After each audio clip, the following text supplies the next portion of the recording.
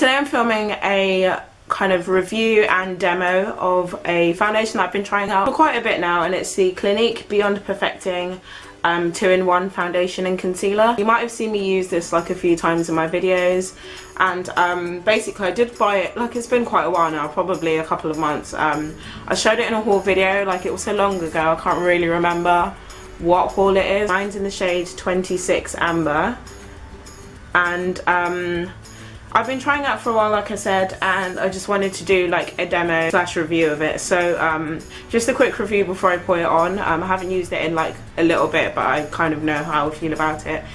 And I don't really like it that much. For me personally, like basically on the back it says it's a foundation and concealer in one. It covers thoroughly with a lightweight feel. So basically it's supposed to be a pretty high coverage but have a weightless feel, like they've said. Naturally flawless look, lasts all day for all coverage, or use to spot conceal, oil free. So again, oil free caters to me because I have oily like combination skin. You know, everything that basically all foundations promise.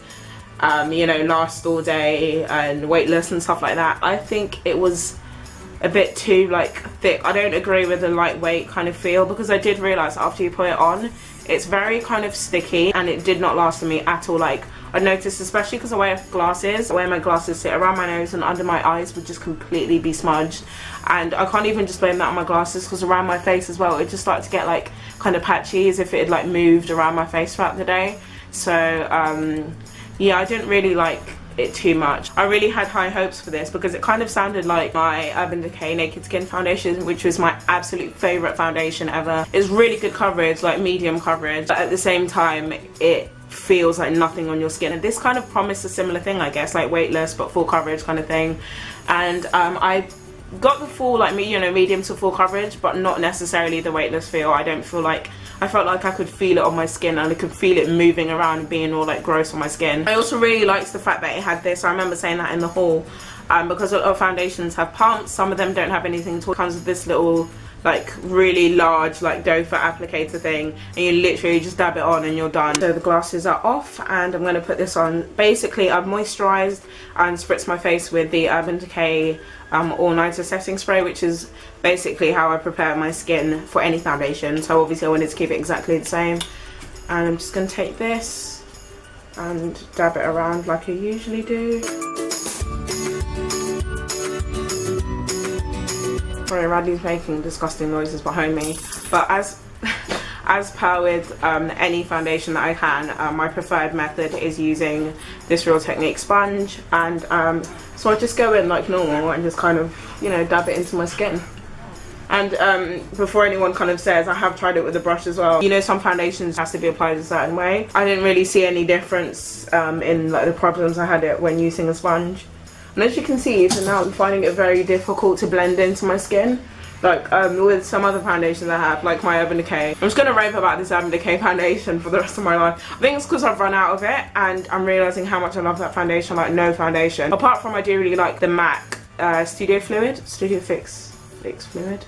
That one, and the Urban Decay one are absolute favourites, but Urban Decay one is nicer just because it feels a bit more lighter. But yeah, since I've run out of that, I've realised that, oh my god, that's the only foundation that I had in my collection that I actually liked. But I feel like this, like, you know, I'm kind of struggling to kind of push it in because it is such a thick consistency.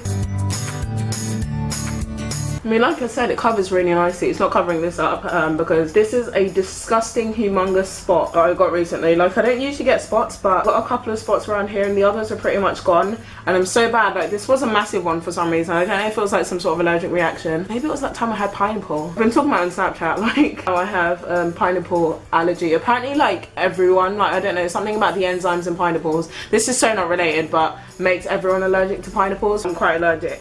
Even though I love them and I can still eat them, like I won't die or anything, I do tend to get a bit nauseous later in the day after I've had pineapple, and it makes my tongue go like fuzzy and like kind of tingly. So yeah, one of my favourite fruits destroyed. But yeah, anyway, what was I saying? It wasn't like a normal spot, it was really, really big. So I started picking at it, which is really bad, and now it's just kind of made a scar and it's just so disgusting. I hate it. The whole point I was making was that this has pretty good coverage, as you can see. Other than that spot, like I was saying, it's pretty much covered everything, like evened out my skin tone. So because it is a 2-in-1 foundation and concealer, sometimes what I like to do was just go over any bits that I wanted a bit more coverage, even though I'll put on normal concealer after anyway. But any places which were a bit patchy, I'd go on with this. And you know, look at that. Not perfect, you can still see a bit of the spot, but pretty much no concealer's gonna cover that up.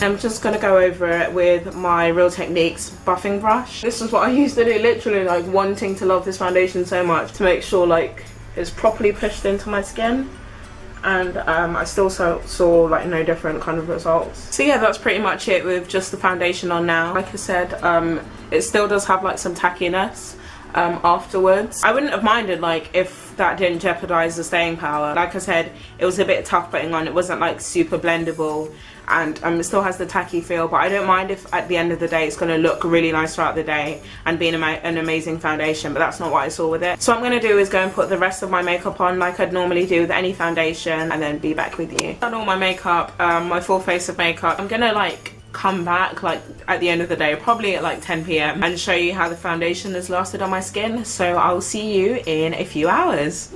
Hi guys, I'm back to show you what the foundation looks like after wearing it for a full day.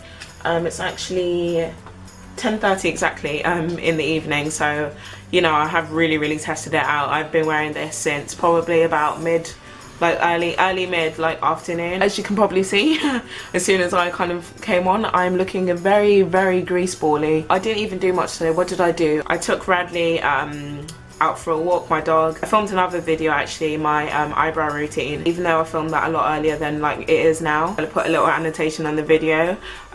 You could see like as I was talking, my smile lines had like made a crease in the foundation. Super, you know, worse for wears, shall we call it. I feel like I look like such a grease ball, like especially around under my glasses, and my pores look huge as well. I really hope you can see. Right here, the pores are massive. I'm not saying that I don't get oily with foundations anyway, like I have oily skin, like I get oily you know, after a few hours of wearing any of my foundations. I feel like this is it, like it shows a lot more with this, like the smudging under my glasses. Usually it's sometimes just around like this bit where the glasses kind of touch the bridge of my nose here. This has just completely like moved everything under this like bit of my glasses. Like I said, the smile lines, even when I stop smiling and my face is straight, they're still there, and I just look super greasy. And I didn't touch this at all. I didn't powder, which I know some people like who have oily skin tend to powder during the day. Honestly, I've never been one of those people. Mostly I just touch up my lipstick. That's the only thing I ever touch up when I go out. So I thought, you know, to make this a fair test against other foundations I've used, I wouldn't powder to touch it up, because I never do. And with other foundations, even though I still look a bit oily, but this is just a lot more intense. I guess maybe if you did powder like during the day, it would be fine, but you know, for me personally, I think I'm going to use this as like a filming foundation. If I'm doing like a sit down video, I don't think it's kind of like a going out foundation for me. So I hope you enjoyed this kind of like demo / review type video. Let me know by like thumbsing up the video and leaving me a comment down below if you enjoyed this kind of video and you'd like to see more of them. And don't forget to subscribe if you're not subscribed already, and I'll see you in my next video guys. Thanks for watching. Bye. I'm trying my best anyway to create kind of hair like strokes.